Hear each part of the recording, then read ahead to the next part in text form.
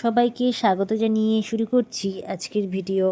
গত ভিডিওতে জানিয়েছিলাম ঠাকুরের শরীরে রক্ত কমে যাওয়ার জন্য ডাক্তারবাবু এসে যা যা নিদান দিয়েছিলেন এবং শেষ পর্যন্ত বলেছিলেন অবশ্যই জায়গা চেঞ্জ করতে হবে, জল হাওয়ার পরিবর্তন করতে হবে। কিন্তু সেই সময় অঘ্রাণ মাস চলছিল, আর অঘ্রাণ মাস শেষ হলেই পৌষ মাস পড়বে। তাই সবাই জানে যে ঠাকুর পৌষ মাসে কিন্তু বাড়িটা বদলাতে চাইবেন না, নতুন জায়গায় যেতে চাইবেন না। তাই সবাই মিলে আলোচনা করলেন যে অঘ্রাণ শেষ হতে চলল, যা করার এই মাসেই করতে হবে। পৌষে ঠাকুর বাড়ি বদলাতে চাইবেন না। ঠাকুরের আর এক পরম ভক্ত মহিমাচরণ চক্রবর্তী ছোটোখাটো জমিদার ছিলেন। কাশীপুরে তার এক বাড়ি ছিল। বেদান্তবাদী, কিন্তু তিনি ছিলেন বড় মজার মানুষ। নিজেকে অতিরিক্ত জাহির করার দোষে হাস্যাস্পদ হতেন পদে পদে। ছেলের নাম রেখেছিলেন তিনি মৃগাঙ্ক মৌলি পুততুণ্ডী। বাড়িতে তার আবার একটা হরিণ ছিল। তিনি একটা হরিণ পুষতেন এবং তার নাম রেখেছিলেন কপিঞ্জল।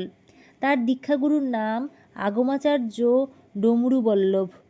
তিনি একতারা বাজিয়ে প্রণবোচ্চারণ ওম ওম করেন, মাঝে মাঝে হুঙ্কার ধ্বনিও দেন।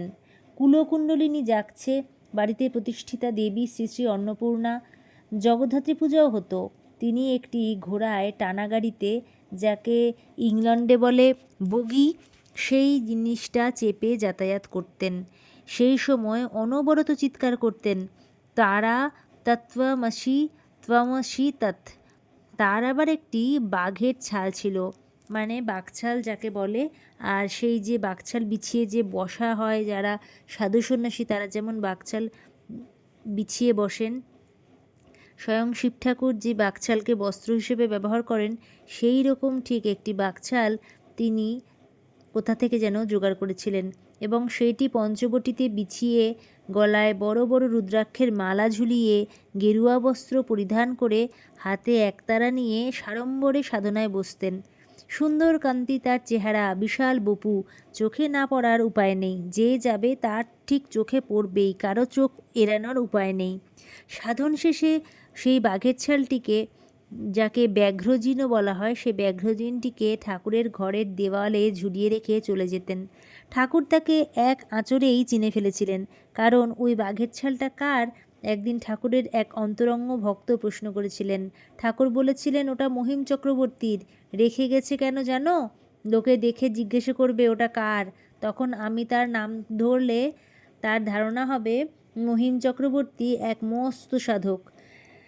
রামদত্ত মশাই এই মহিমবাবুর যোগাযোগে কাশীপুরে মতিঝিলের উত্তরে কাশীপুর রোডের ওপর রানী কাত্যায়নীর জামাই গোপালচন্দ্র ঘোষের বাগানবাড়িটি 80 টাকা মাসিক ভাড়ায় পেয়ে গেলেন। 11 বিঘা 4 কাঠার কিছু বেশি জমির ওপর এই উদ্যানবাটি। 2টি পুকুর, উত্তর পূর্ব ধারেরটি বিশাল বড়, স্বচ্ছ টলটলে জল, প্রশস্ত শান বাঁধানো ঘাট। পশ্চিমে আরেকটি পুকুর আছে, তবে সেটি একটু ছোট। তবে 2টি পুকুরের মাঝেই প্রায় গোলাকার ইট বাঁধানো পথ রয়েছে, যেখান দিয়ে সুন্দরভাবে সকাল সন্ধ্যা হাঁটাচলা করা যায়। আর খুব সুন্দর বাগান দিয়ে ঘেরা দোতলা একটি বাড়ি। নিচে আবার 4টি আর ওপরে 2টি ঘর আছে। দোতলায় রেলিং দিয়ে ঘেরা, খুব ছোট জায়গা হলেও সুন্দর একটি ছাদও রয়েছে। দোতলায় ওঠার সিঁড়িটি কাঠের, কিন্তু খুব ঝকঝকে। প্রথমে যখন ঠাকুর শুনলেন যে ভাড়া কত, তখন তিনি আঁতকে উঠেছিলেন। বলেছিলেন, বলো কি, মাসে 80 টাকা? আমার জন্য 80 টাকার বাড়িতে কাজ নেই বাপু। যা থাকে বরাতে দক্ষিণেশ্বরেই বরং ফিরে যাই। শ্যামপুকুরে অবস্থানের আজ শেষ দিন, 10ই ডিসেম্বর 1885। শ্রী শ্রী ঠাকুরের শ্যামপুকুর লীলার এই শেষ সন্ধ্যা। ঘরে ঠাকুরের প্রবীণ ভক্তদের অনেকেই ছিলেন। তারা বোঝাবার চেষ্টা করলেন টাকার ব্যবস্থা ঠিক হয়ে যাবে। ঠাকুর বললেন, একটি শর্তে আমি যেতে পারি, যদি ওই 80 টাকার ভাড়ার পূর্ণ দায়িত্ব সুরেন্দ্র নেয়। সুরেন্দ্রনাথ মিত্র, ভস্ট কোম্পানির মুৎসুদ্দি। শিমুলিয়ায় তার বাড়ি এবং ধনী মানুষ। ঠাকুরের তিনি পরম ভক্ত ছিলেন। তিনিই প্রথম দক্ষিণেশ্বরে ঠাকুরের জন্মদিন পালন অনুষ্ঠানের উদ্যোক্তাও ছিলেন।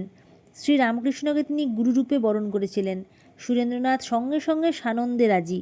তিনি অঙ্গীকারপত্র সই করে দিলেন, মানে যেটি ওই বাড়ির মালিকের সাথে করা হয়েছিল যে এগ্রিমেন্ট, তাতে তিনি সই করলেন। আপাতত 6 মাসের জন্যে বাড়িটি ভাড়া নেওয়া হলো।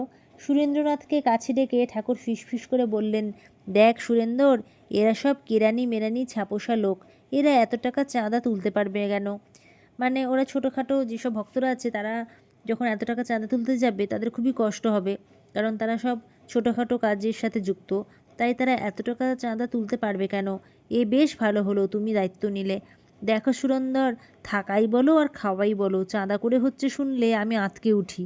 কখনো অমন ব্যবস্থায় মা আমাকে ফেলেননি, তবে দক্ষিণেশ্বর কালীবাড়িতে মথুর চলে যাওয়ার পর অনেকটা চাঁদার মতোই হলো বটে। জমিদারি নানা শরিকে টুকরো হলো, মন্দিরের মায়ের সেবার পালা পড়তে লাগলো, কিন্তু ওই চাঁদা ব্যবস্থায় আমি ঠিক পড়িনি। রাসমণির বন্দোবস্তে আমার জন্যে মাসকাবারি 7 টাকা বন্দোবস্ত আছে, আর যতদিন থাকবো মায়ের মন্দিরের প্রসাদ আমাকে দেওয়া হবে। এটাকে তুমি পেনশন বলতে পারো। তাই শ্যাম্পু করে আসার সময় বলরামকে ডেকে বলেছিলুম, তুমি আমার খাবার খরচা দেবে, চাঁদায় আমি খেতে পারবো না। তো এই ছিল আজকের একটি ছোট ঠাকুরের কাহিনী। এরপরে ঠিক কী কী ঘটনা ঘটলো জানতে অবশ্যই আমার পরবর্তী ভিডিওর জন্য একটু অপেক্ষা করুন। সবাই বলুন জয়শ্রী ঠাকুরের জয়, জয়শ্রী মায়ের জয়, জয় স্বামীজির জয়।